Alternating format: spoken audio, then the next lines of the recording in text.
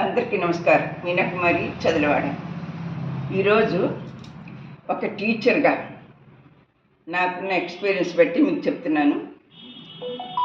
నేటి తరం ఏ విధంగా తప్పుదారి నడుస్తున్నారు, వాళ్ళు ఏం చేస్తే సన్మార్గంలోకి వస్తారు అనే విషయంలో కొంతమంది పేరెంట్స్ నాకు చెప్పిన దాన్ని బట్టి నేను మీకు చెప్తున్నాను. నేను భగవద్గీత ఆన్లైన్ క్లాసెస్ చెప్తున్నాను.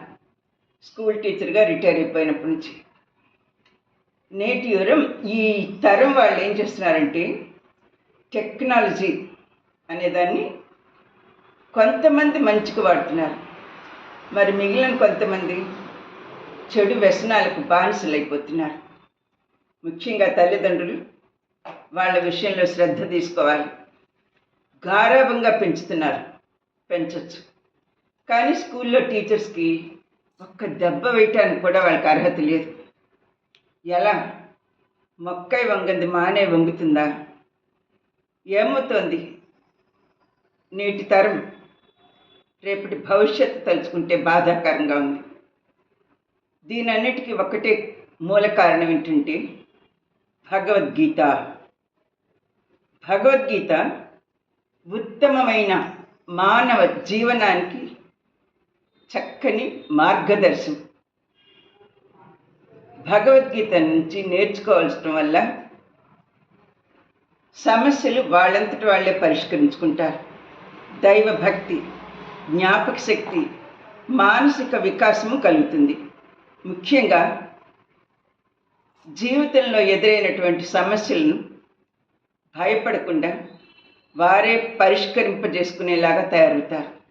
ఈ తరం తల్లిదండ్రులు తమ పిల్లల యొక్క ప్రవర్తన ఏ విధంగా జరుగుతోందనేది ముఖ్యంగా తెలుసుకోవాలి.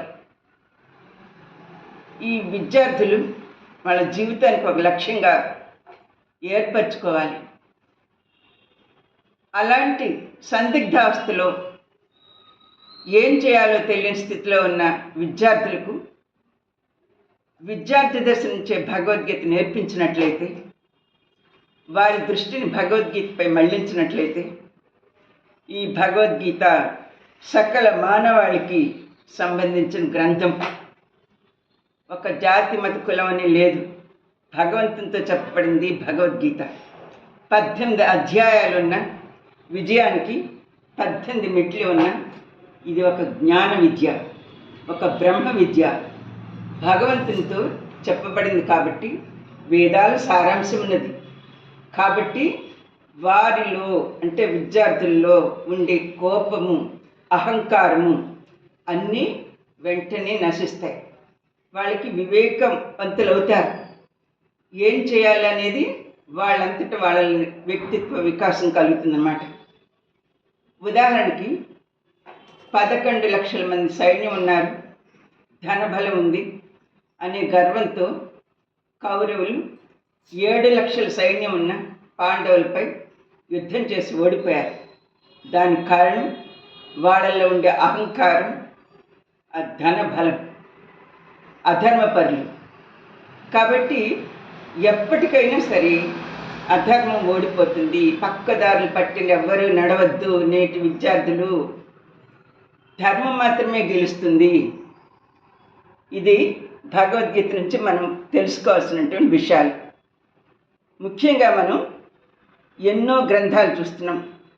ఒక బైబిల్ కానీ, ఖురాన్ కానీ, ఇవన్నీ చక్కటి మత గ్రంథాలు, నేర్చుకోవాల్సినవి. హిందూస్కి భగవద్గీత ఇది ఒక ప్రామాణిక గ్రంథము. అంటే ముఖ్యంగా పుట్టినరోజు జరుపుకునేటటువంటి, అంటే గీతా జయంతి జరుపుకునేటటువంటి ఒక ప్రామాణిక గ్రంథము భగవద్గీత. కాబట్టి మీ పిల్లలకి విద్యార్థి దశ నుంచే భగవద్గీతను చదవడం, నేర్చుకోవటం అలవాటు చేయండి. దానివలన అన్ని సత్ఫలితాలే జరుగుతాయి అని విన్నవించుకుంటున్నాను. నా వీడియో మీకు నచ్చినట్టయితే like, share, subscribe. Meena Kumari Chadalavada. ధన్యవాదములు.